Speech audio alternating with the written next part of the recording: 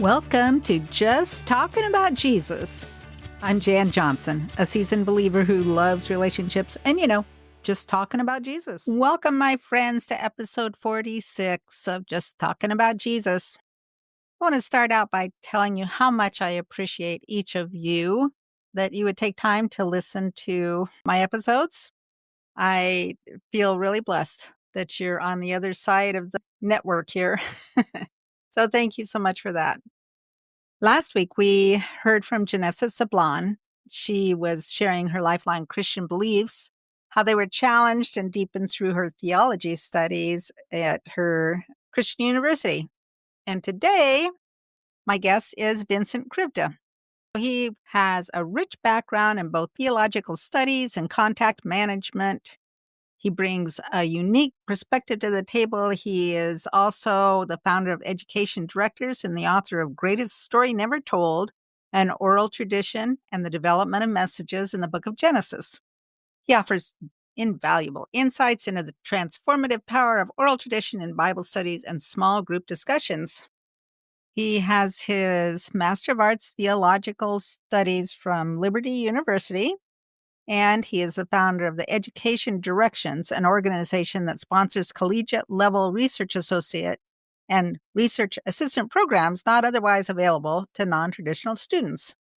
He has authored 2 books, The Greatest Story Never Told, Oral Tradition and the Development of Messages in the Book of Genesis. He has also appeared as a guest on America Tonight with Kate Delaney and This Week in America with Rick Bratton, discussing the important topic of oral tradition. So today we're going to discuss how to find the deeper meaning in Genesis, from examining it through the lens of the Torah and looking at the questions asked in order to make more sense of the passages. Vincent shares his profound journey through various religious backgrounds. He was Catholic to evangelical, and his exploration of Jewish traditions as well. He took a fascinating dive into the Hebrew language and Torah to understand the truths that were in there as he studies the Bible. So we will get started. And I think what you'll find is at the bottom of everything, our real question is, who is Yahweh? Who is God, and why should we believe in him? So let's get started. So if we perceive that someone across from us or on the other side of town from us is a certain way, how do we treat that person? Because ultimately, aren't we really asking the ultimate question, how should we live in this present world? And that's what the Bible guides us to do.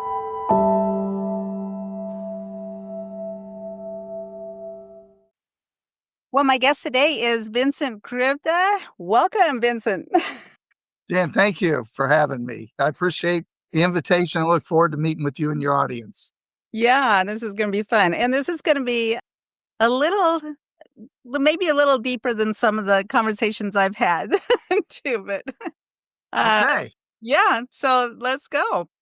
So I see that you were lots of different faith backgrounds, exploring different things. So you were Catholic, Church of God, Presbyterian, Baptist Seminary, and even a little bit of Jewish Shabbat. There you go. So I was born and raised Catholic. On July 17th, 1976. I gave my heart to Christ, and he revealed himself to me. And I was on my way into the military, and while I was in the military, I became acquainted with a lot of evangelical brothers like myself, that we were interested in praising the Lord and figuring out who we were, why God had placed us overseas, during the 70s in Germany. Well, that was an easy one because we enlisted. Know where you were going to go. God knew. Yeah.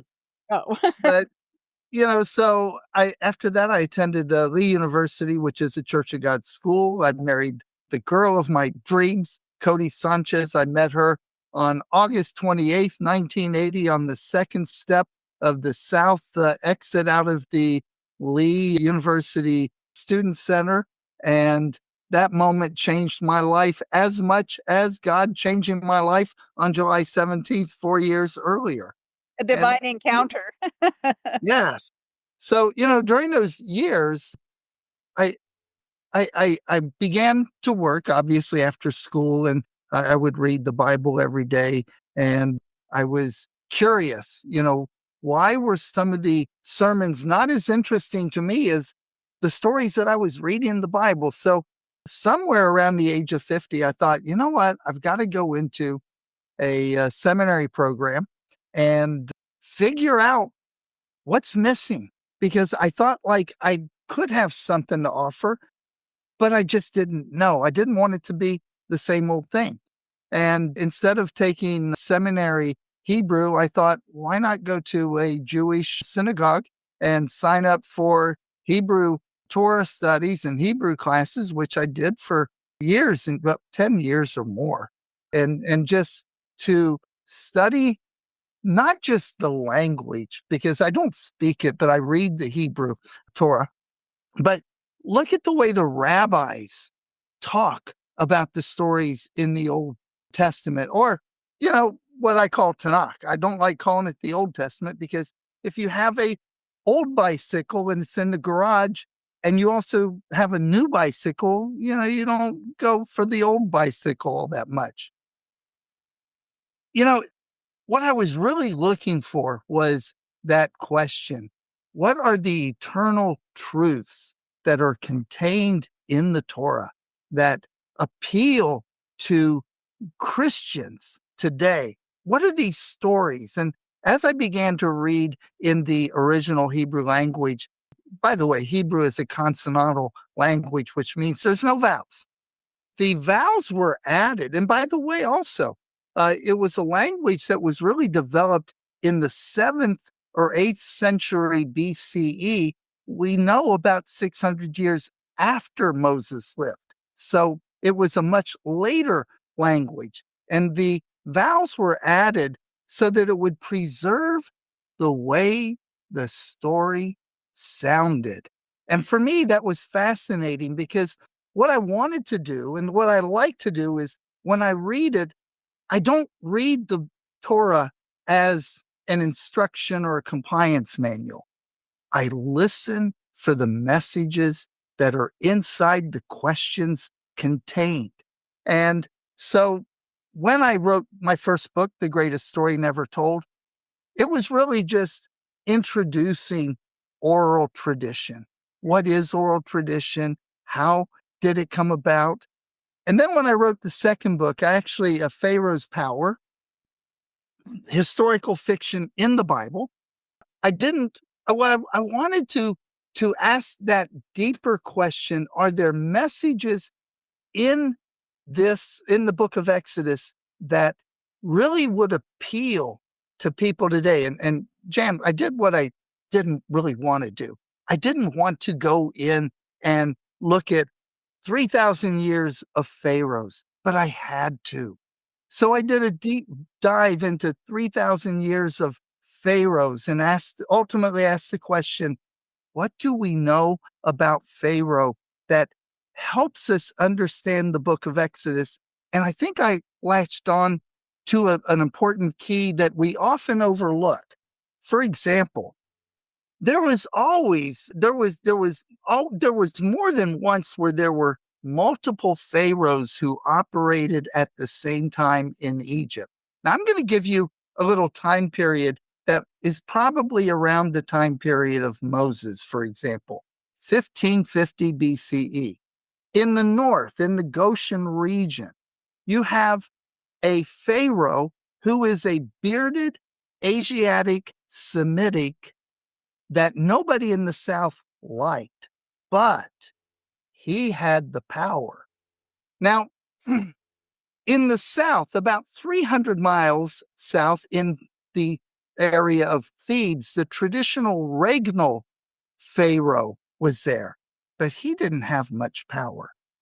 And then there was also operating in what we identify in history as the 16th dynasty, maybe about 19 different pharaohs operating at the same time in different nomes or different counties or regions, if you want to call it like that. Now, the fascinating part was before that 1550 time period, pharaohs were considered deified upon their death. But the guy in the South at around 1550 said, wait a minute, I have to have an authority to rule. And the only way that I'm going to have the authority to rule is if I'm Amun Ra incarnate in the flesh. So they did a policy change, if you will. They created this fiction that the night of the lovey-dovey, when the new Pharaoh would be, conceived, that Pharaoh became Amun Ra, and the baby that resulted, if it was a boy, would be the incarnate Amun Ra at his birth. Now, you've got to understand that when you read the book of Exodus. For this reason, I want to quickly go over it, because what do we have in the book of Exodus? In the first chapter, we have well over 30 names and pronouns, never the name of Pharaoh. In the second chapter, we have Moses, who gets adopted by Pharaoh's daughter. Now, ostensibly, in the book of Exodus, it says that she wanted to adopt him so that he would be able to one day take over for daddy. But that would have been impossible according to the regnal rules in Egypt at that time. Yeah. It just wouldn't have happened. So we get to the third chapter, the burning bush, one of our favorites, where God visited Moses, and Moses says, oh, Lord, why me? I got a lot of sheep, but goats. The father-in-law is getting along in years. I got a wife now. I haven't been in Egypt in 40 years. Why me? He's really kvetching. But in the 13th verse of that chapter, Moses asks a very important question, which is why I think it's important to read the questions in the Torah, in these books. Moses says, when I come to the children of Israel and they say, what is his name? Who am I supposed to tell them your name is? That's where we have that famous I am who I am. Now, in the 5th chapter, Moses knocks on the door of Pharaoh and he says, let my people go. Now, keep in mind, if you were in the ancient audience in 450 BCE, you would have made the connection that Amun Ra was Pharaoh in the flesh during that time period. Today, we don't have that connector. And Pharaoh says, I don't know who Jehovah is. I don't know who Yahweh is. And oh, by the way, he says it with this puffed up chest. I'm Amun Ra. Who is Yahweh? And by the way, no, I'm not going to let anyone go. Now, that is the most important point, because he asked this question, who is Yahweh, that I should obey his voice and let Israel go? And I'm going to submit to your audience that isn't that the ultimate question when we're finally confronted by our Creator? Who is Yahweh that I should obey his voice? What's the authority for me to obey the voice of Yahweh? And Pharaoh concludes this, no, I'm not going to let him go. Now, we go quickly to the 6th chapter. And in the 2nd verse, God says this to Moses, I'm Yahweh, but I appeared to Abraham, Isaac, and Jacob, not as Yahweh, but as El Shaddai. And by my name, Yahweh, I was not made known to them. Now, Jan, I negotiated contracts for 40 years. Let me just be a little impolite here, even though we're talking about God. If I would have been in that meeting and I would have been Moses, I would have said, God, now's not the best time for you to tell me this information. Why didn't you tell me before you sent me? Yeah, But I mean, I need a little thing to go on, a little bit of something to go on, right? yeah, but it really escalates that first message. Who is Yahweh that I should obey him? And I think when we talk about these messages in the Torah, these have to come alive within the context and the culture. And with Pharaoh's power, what I've really done is I think I've demythologized Pharaoh in favor of asking the more relevant questions about how we understand who God is and under what authority do we obey him. No Yeah, small task. right. Yeah. Yeah, and I'm absolutely understanding and having been able to read the Torah in Hebrew's got to have just been a whoa, you know, such a deeper understanding of things. I think, well, in regards to the deeper part, but uh, kind of, because one thing that's beautiful about the Hebrew language is, and just like in any communication, so I'm going to use this as an example. You have a young married couple, okay? There are meanings inside of words with the way we twist our tongue, with the way we form our lips, with how we look at a person. In my first book, The Greatest Story Never Told, I give this example. You have a young man who just got married. And after the first week of marriage, he tells his wife at 6 o'clock in the evening, "Dearest, I'm going to go bowling tonight." And she looks at him and says, "Let me know how that works out for you." Now, he could go and bowl a 300 game and come home and think, "Oh boy, my wife is going to be really excited because I bowled a 300. She even told me that she wanted me to let her know how it worked out." When you and I both know That was that's not the real message. And so, what I often say is you listen to the stories despite the facts around it, because in the stories, you'll hear the messages. And I give this other example. Abraham, on 2 occasions, he surrendered his wife. Once he surrendered her to Pharaoh, the other to the Philistine king, Abimelech. And we accept that because we think, well, okay, God didn't complain. So, Abraham's a holy man, must have been okay. And what I say is, no, there's 21 recorded episodes of Abraham in the book of Genesis. Okay. What you have to do is take each one of those stories separately, because in some cases, he's not the hero. Some cases, he's the villain. And in the case of Abimelech, the Philistine king, the most important question in that episode resides in what he asked Abraham. mm, What made you think about my character and who I am that something like this was even acceptable? And that tells me all I need to know about that episode. So, why does the Bible record the episodes like this?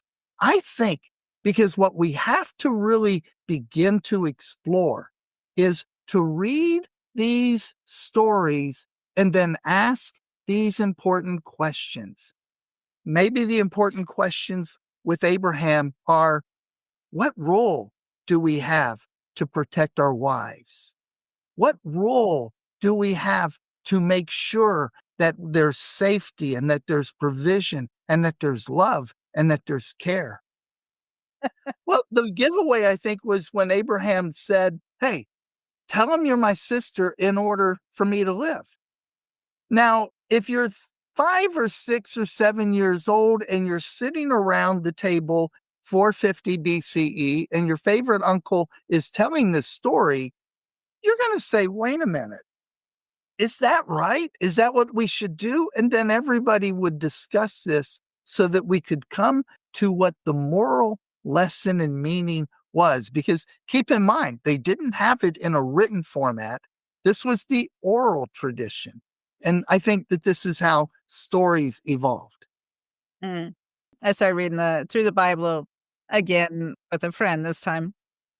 And going through Moses and the Ten Commandments and whatever. And this thought occurs to me, like, he knew how to write. And, I mean, it's just like, because he obviously wrote down things. It says, so was he educated then? Was that because he lived with Pharaoh when he was young? Was that in the palace? I don't know. It's a curious question. No, it is a curious question, especially since we don't have Hebrew until the 8th century BC. Mhm. So if he would have written, it would have been in a pre-Hebrew, but more importantly, it probably would have been written in some kind of an Egyptian hieroglyphic type or cuneiform script, but it certainly wouldn't have been in Hebrew. So that tells me, as a scholar, what we have is a final written version of stories that circulated perhaps for thousands of years. And in this case, at least 600. Yeah. Yeah. Yeah. That's fascinating. It is. Can go through all kinds of rabbit holes, right? Trying to to figure out where you are. But I think you're right. The bottom line question is, who is God and why do we obey him? And why do we, not just because he's doing some miracles or whatever, but it's also, where does his authority come from? And, all of being the creator. And think of it this way. So you're on the West Coast, I'm in central US. There's a lot of evidence that says that we have similar values, but yet we have different ways of looking at the world. So who's right? Am Right. I right? Are Right. you right? But and I was on a podcast the other day with someone from India. He wanted to get me to say, certain things about that. The Christian God was number one, which, I said, look, at the end of the day, which religion says we're supposed to go out and kill people, engage in adulterous affairs, steal? So you can name all of the 10 commandments. There's no religion that does that. Yeah. And I don't know anything about the Indian culture, but I said, I would dare say that the stories that you were told were focused on how you're going to live a moral life, not an immoral life. And I think the Torah is magnificent in what it has done is it has taken and put into a written format forever those stories that have been told, maybe the best of the stories, because they all didn't make it in there. But even more so, is it a compliance manual, or does it guide us to ask the questions, who is Yahweh that I should obey him? Hmm. Yeah. Yeah. So how do we as people extract oral tradition from the scriptures in order to dialogue with them more with small groups or in Bible studies or things?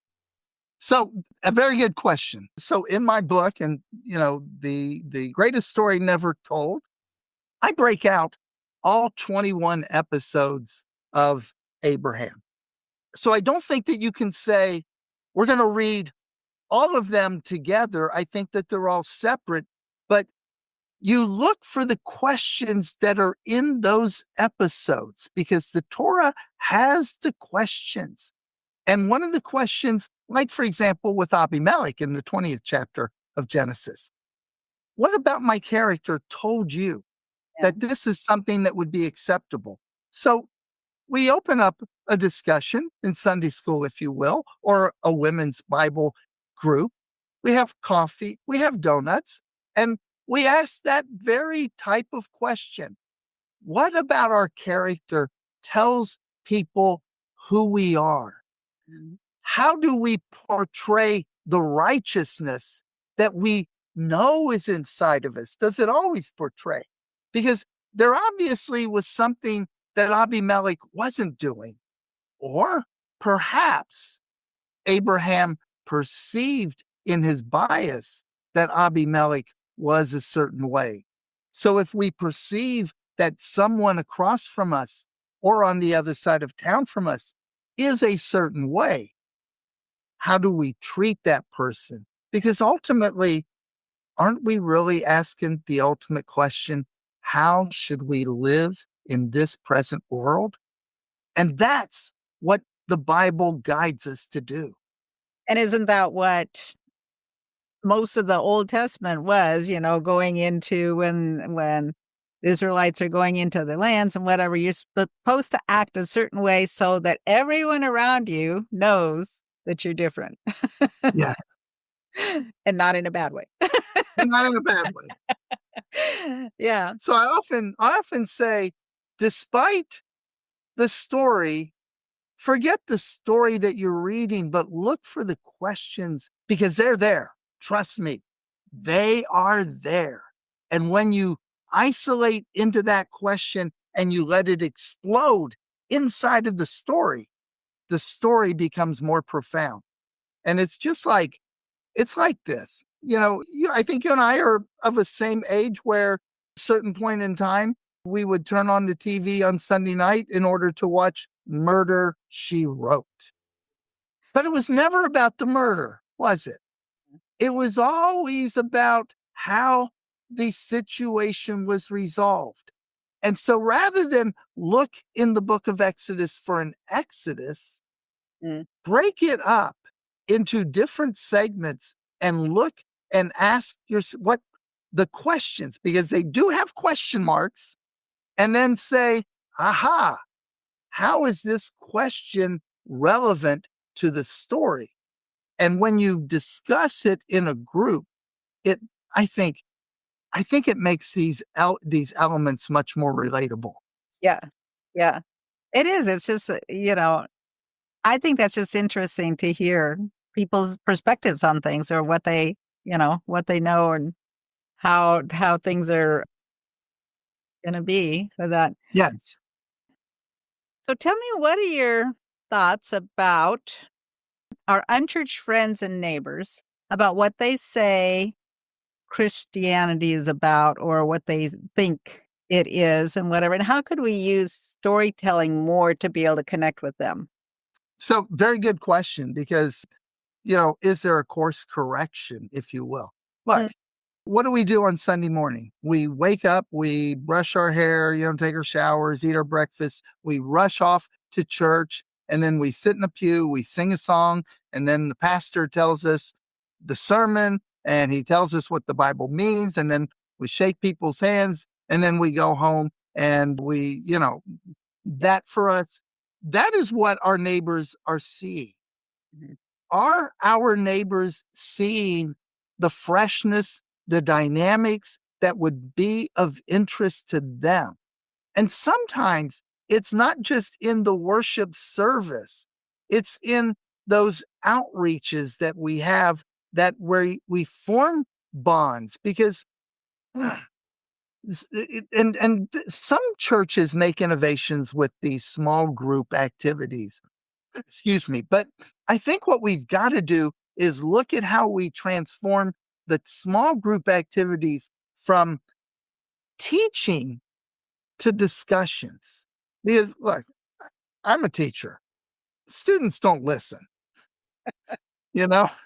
They're going to listen if it's on the exam. But if you engage them, what my students always tell me invariably is they love it when I say, okay, guys, everybody pull your chair in a circle and we're going to talk.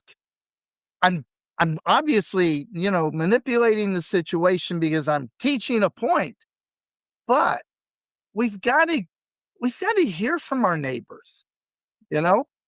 Why do we do the things that we do? And figure out what would be appealing because if I'm unchurched, I don't know that you coming over and knocking on my door saying, "Hey, we have church 10 o'clock on Sunday morning. I'd love for you to come with me." And I'm going to say, if I'm unchurched, I don't think I can make it. I got something, my dad, and, he needs me. Yeah. So is it outside of that hour that we really have these deeper, meaningful discussions? What does our Lord expect of us? What do we do? Are there things in the community where we outreach to people and figure out who they are and develop those bonds and those friendships. Yeah. You see, like in your class, do you see well, with your class or wherever, that you're other settings that are in, do you see a common theme of questions that people ask? Well, I actually have a unique situation in that where I teach, for example, I teach an Old Testament literature course, and there's an LDS student, a Catholic, an evangelical, and then there's someone who hasn't really made up their mind. They're just there because it's a 3-hour college credit course. Okay. And they know that I'm easy because I love to have discussions. But what I do is the focus that I have with these kids, especially, so let me do what, and I won't say which one. I say, look, I have no expectation that you're going to think like me. First of all, I'm a 66-year-old man and you're a 19-year-old kid. If you start thinking like a 66-year-old man, it's over for you before you even begin. I'm not expecting you to change churches. What I'm expecting you to do is know what you believe and why you believe it. And because in many cases, Saturday night, if they're on a college campus, they're going to be invited to go to a party and there'll be alcohol there. And the next morning, they'll wake up and say, oh, I'm too tired to go to church. The first time, they're going to feel a little bit bad about it. Then the second time, not so much. And then the third time, there's no consequences. So, what I really want to instill in them, where we have our discussions, is along that same line. Who is Yahweh? And under what authority should I obey him? And by the way, he hasn't spoken to my heart. So what do I do? Right. And those types of questions really become significant when you get a group of kids together, because one will look at the other and say, what do you mean you haven't heard from God? You know? And so it's a relatable circumstance. Yeah. Yeah. Well, we're almost out of time. So Okay. tell us where people can reach you and your books and more information about you. At vincentkrivda.com. And if you'd like, so on Instagram, it's author Vincent Krivda. And I do typically a daily dad joke with either one of the other teachers or some of my favorite students that react appropriately. Some of them don't want to react appropriately. But then I also link in some information. But if you went to vincentkrivda.com, I've got some blogs, I've got recordings of other podcasts and other interviews that explain oral tradition. And oral tradition is this unique phase that very few people talk about, but I do. Yeah. Awesome. And then you're on Instagram. Yes. Yep. Okay. At author Vincent Krivda at Right. G. So, yeah. Okay. I'll put links in the show notes for those too. Okay. Any Perfect. last words for our audience? Thank you very much for having me. I'm going to say prayers privately once we conclude that this goes out and touches people's hearts and that we begin to have these kinds of discussions. Yeah. Yeah. Okay. Thank you so much. Thank you, Jan. Look forward to talking soon. I hope you found that as interesting as I did. Who knew that there were so many pharaohs and and how all that hierarchy worked? I thought that was pretty interesting. Anyway, I hope you have a wonderful week coming up. I would urge you to pray for our nation. I know God's in control, but there's a whole lot of stuff going on right now. I love you guys. Thanks for listening, and we'll see you next time.